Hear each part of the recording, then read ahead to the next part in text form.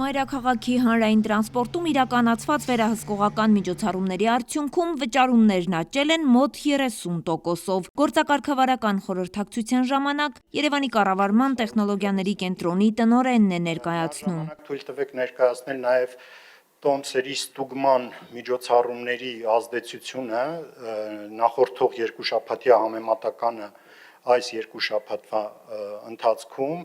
էկրանին գրաֆիկի տեսքով այն ներկայացվում է, այսպես նախորդող երկու շաբաթվա ընթացքում կազմել է 4 միլիոն 657,751, իսկ այս երկու շաբաթների ընթացքում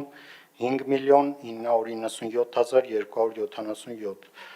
29.9%-ով աճ է գրանցվել։ Տիգրան Ավինյանը շեշտում է, հաշվետու ժամանակահատվածում հավելյալ հավաքագրվել է 235 միլիոն դրամ գումար նախորդած երկու շաբաթների համեմատ։ Որքան էլ որ որոշակի անհարմարություններ մեր նոր մեթոդը ստեղծում է, այնուամենայնիվ հավաքագրման տեսանկյունից եւ կարգապահության տեսանկյունից այն բավականին էֆեկտիվ է եւ փաստացի մենք նախկինում չվճարող անձանց հաշվին, նրանց վճարելու հաշվին մոտավորապես 8 նոր ավտոբուսի գումար ենք հավաքել երկու շաբաթվա ընթացքում։ 45 նոր տրոլեյբուսները վերջին տվյալներով արդեն գտնվում են Ռուսաստանի Դաշնությունում։ Առաջիկայում դրանք կհայտնվեն Երևանի փողոցներում։ Արդեն պետք է պատրաստել 170 նոր ավտոբուսների գնման հայտը, ասում է Ավինյանը։ Բոլոր այն մարդիկ, ովքեր որ բողոքում են, որ տրանսպորտի քանակը քիչ է, պետք է ֆիքսեն, որ նաև եթե իրենք չէին վճարում նախկինում, իրենք նաև կարելի ասել սպասարկում էին այդ օրակարգը, որ տրանսպորտը շուտ չավելանա քաղաքում։ Նուբարաշենի աղբավայրի տարածքում տեղի ունեցած պայթյունի հետևանքով երկու տուժածի վիճակը գնահատվում է կայուն ծանր դրական դինամիկայով։ Պայթյունը տեղի է ունեցել Նուբարաշենի աղբավայրում գտնվող սանհանգույցի կոյուղագծում բիոգազի կուտակման հետևանքով, այն բանից հետո, երբ տնօրենը վառել է սանհանգույցի էլեկտրալամպը։ Երկուսի վիճակն գնահատվում է կայուն ծանր, առավոտյան բայց փոքր դրական դինամիկա կա, 15% ախտահարում ամաշկի եւ ձեռքերի եւ դեմքի շրջանում, կարևորը շնչառական օրգանները ախտահարված չեն, մաքուր են այս պահին, կայուն ծանր է գնահատվում, բայց դրական դինամիկայով։ Իրականում աղբավայրում շատ մեծ ծավալի աշխատանք է արվել, դա տեսանելի է, դա շատ կոնկրետ է, բայց նմանատիպ դեպքերը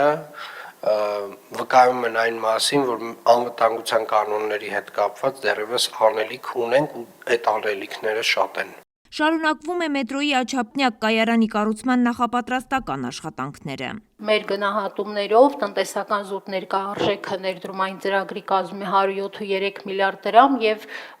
IRR-ը, այսինքն տնտեսական շահութաբերության ներքին դրույթը 15.3% է։ Սա էապես ավելի բարձր է, քան կառավարության սահմանած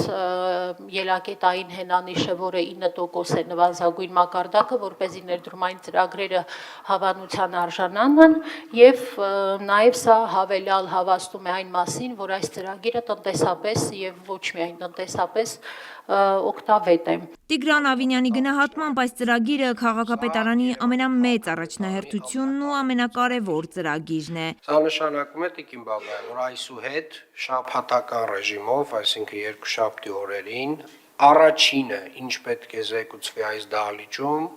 վերաբերելու է Աջափնյակի մետրոյի կայարանի